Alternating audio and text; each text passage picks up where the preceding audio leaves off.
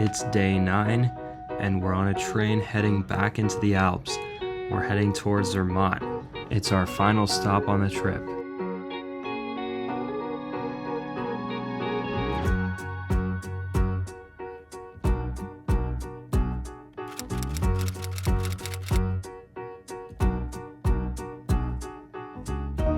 We're here, we're in Zermatt. There's the Matterhorn. I think this is part of the trip I was looking forward to the most.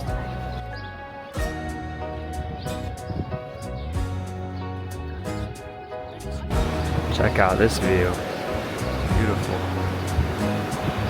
The Matterhorn is tall, but it's definitely not the tallest mountain in Switzerland. It's just known for its iconic shape. We'll be going up there later, but first we're going to Gorner Gorge. Alright, here we are at the gorge.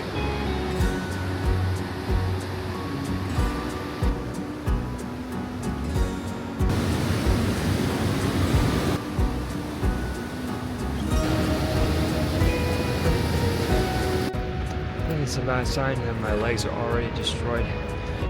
And once I hiked through the gorge, I got dumped out in this random forest, so I just decided to keep walking and see where it would take me.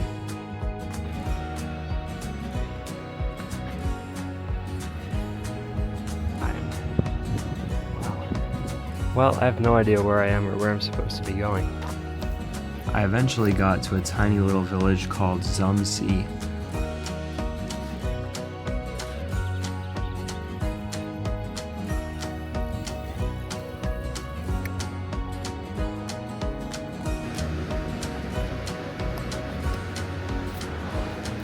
I got back into the village, then went and checked out some of the stores.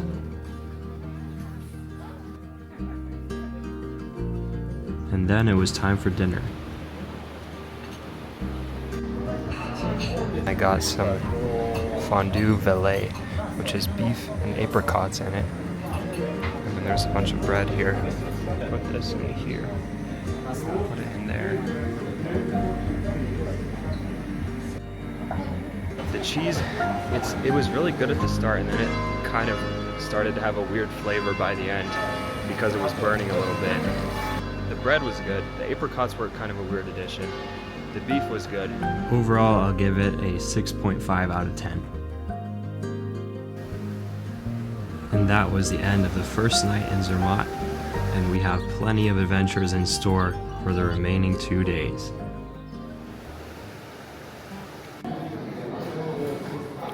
Got my ticket to Gornergrat. There's the train. Hopefully we make it on, because there is quite a long line.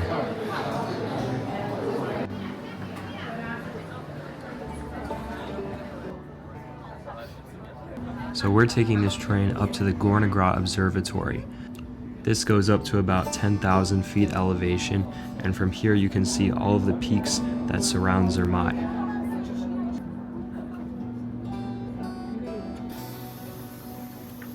And we have made it to the top. Look at this huge glacier. It's absolutely crazy. They have a bunch of rock towers here. And of course you get a great view of the Matterhorn from up here.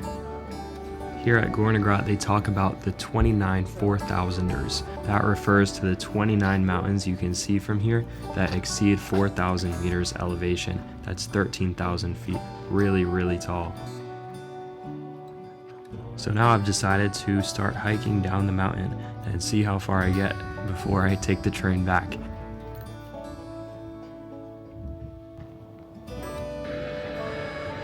I'm trying to make it down to this little lake because apparently you can see a reflection of the Matterhorn.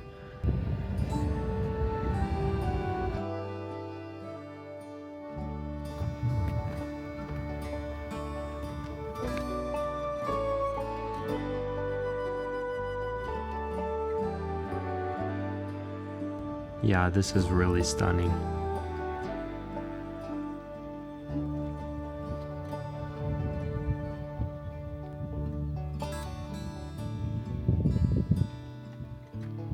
I kept going and made it to a place called Riffelberg, where I got some lunch bratwurst with fries. So after lunch, I had one mission left for the day, and that's to find the valais black-nosed sheep. They're really, really adorable. And they have this live tracker you can find online, so you can actually figure out where they are and then go meet them. So that's exactly what I did.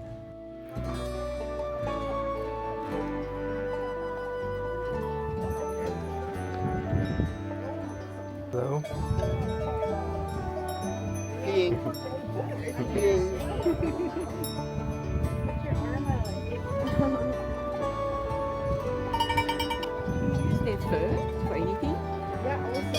They're all up against this rock because there's a stream flowing under it that they're drinking from.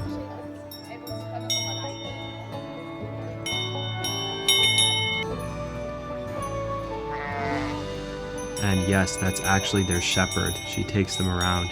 I don't know how you get that job, but I want it.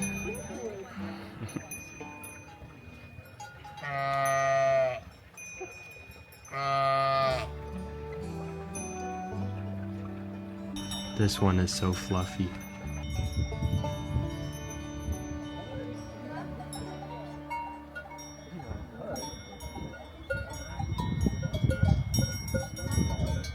That was so much fun. The sheep are very popular. They're very excited to see humans.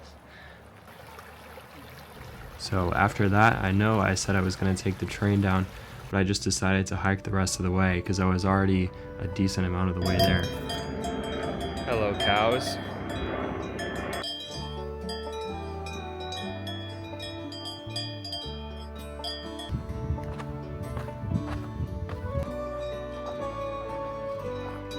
Eventually, I got down below the tree line, and then it was kind of smooth sailing from there. And a butterfly decided to land on my camera.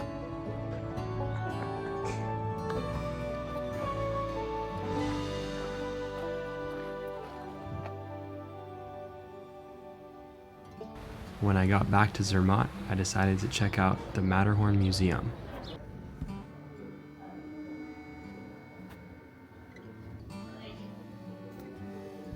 This rope snapped on the first summit of the Matterhorn and sent 3 people off the side.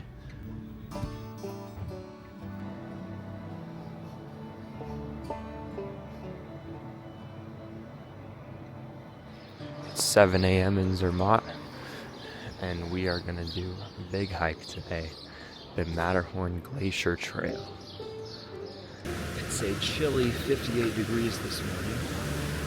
We are hiking up to the Matterhorn. We're not going to the very top, that would be crazy. It's 14,000 feet of elevation.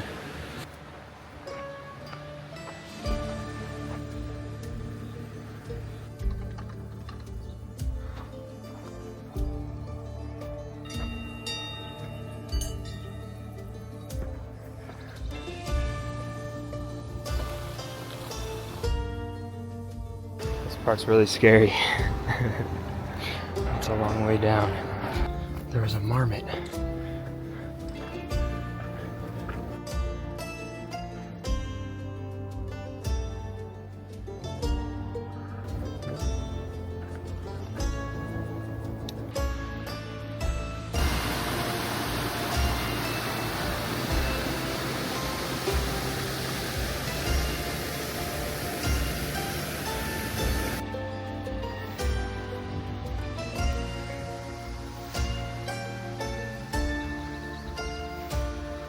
This part's killer.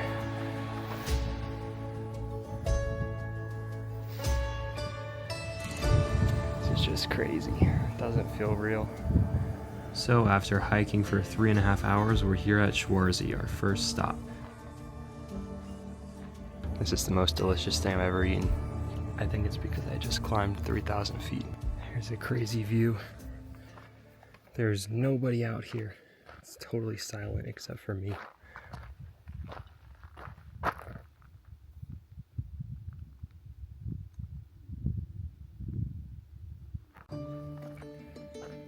Okay, so that hike up the mountain was fun and all, but this is where it actually gets real. This is the Matterhorn Glacier Trail.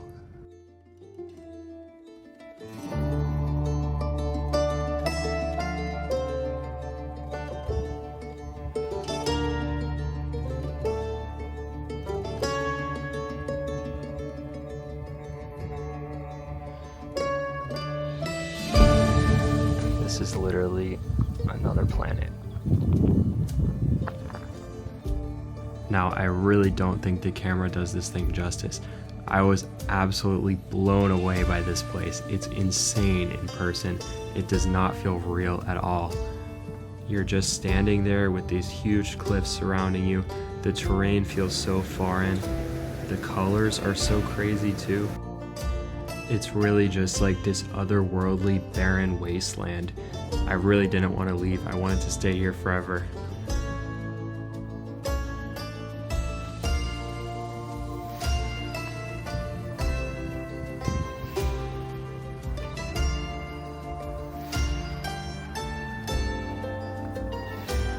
You also get an insane view of the rest of the mountains here.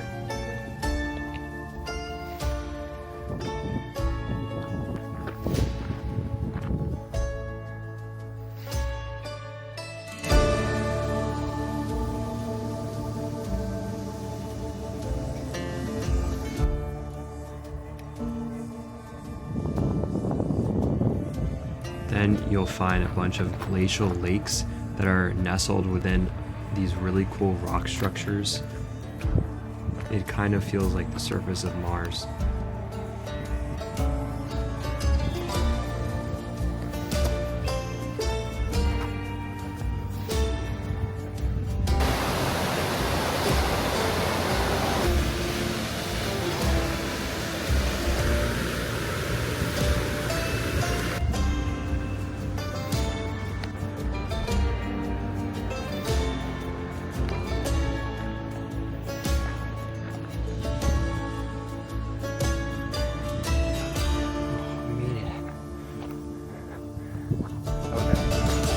That was incredibly worth it.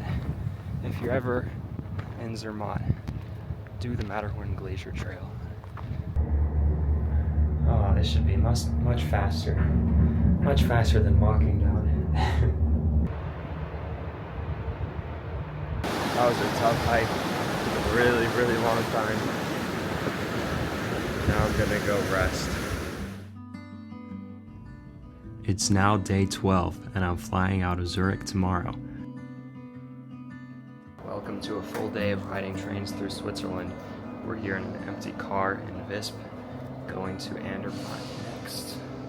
There's going to be a total of 5 trains that I'm on today, and the goal is to get back to Zurich, but taking the scenic route because I don't have anything else to do today, and it's super, super hot in Zurich, and I don't want to get there too early. So we're just gonna sit here and enjoy the views. So there is a scenic train that exists that starts in Zermatt and goes all the way to St. Moritz in the eastern part of the country. That's called the Glacier Express, and that's a little bit expensive. So what I did here is basically the same route as the Glacier Express, but just stitched together a bunch of local trains that I can get on for free with my Swiss Travel Pass. So I should talk about the Swiss Travel Pass in case you ever want to come to Switzerland. It's just a pass that gets you on all of the transportation for free, and it costs like $400 or $500 or something. It also gets you discounts on some of the more touristy things. It gets you free admission to some museums. It's not always worth it. If you're not taking a lot of trains, it might not be worth it, but you just have to price it out. For me, it was definitely worth it because I was here for 2 weeks. This part is cool because the train's really climbing into the mountains here. This is the Oberalp Pass. This is the highest point on this train network. It's up about 6,500 feet or so.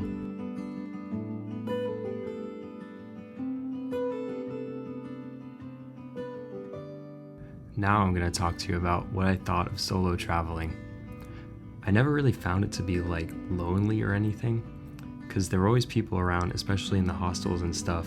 I think there are some things you do on a trip, like eating out at a restaurant, that are way better to do with other people, and I think certain trips are definitely more fun with people, but it's really cool to be able to do all these things by yourself. I think it makes it easier if you're a person who likes to plan things, which I definitely am. So I had a plan going into most of the days, at least that I would make 1 or 2 days before. I didn't have it all planned out beforehand, but I sort of had a rough idea of what I was going to do that day, the day before. But being solo also gives you a lot of the flexibility to randomly change plans or do things spontaneously or just wander around. So I definitely enjoyed that aspect of feeling like I was in total control of what I was doing. You don't really have to operate at the whim of other people. You can kind of just decide to do something yourself. And I really just decided to do this trip like 2 weeks before it actually happened. And I'm really glad that I did. I feel like I developed a lot of like lore. And we're back in Zurich where it all started. This country does not have air conditioning, and the temperatures actually hit 100 today in Zurich. But I survived, and that was the end of my time here in Zurich and the end of my time here in Switzerland.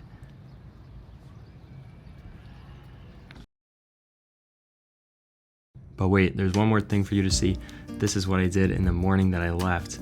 This is the Swiss Design Collection in Zurich, and it has a bunch of cool things. It has a bunch of typography, a bunch of sculptures made in Switzerland, tools, devices, products, things that are sold, and all these things are Swiss made, and it was really, really cool.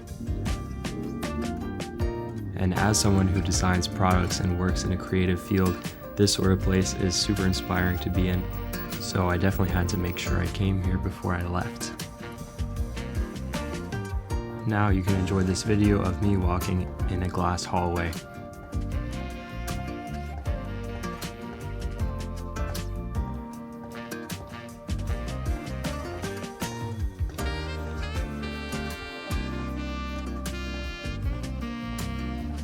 And that will be it. See ya.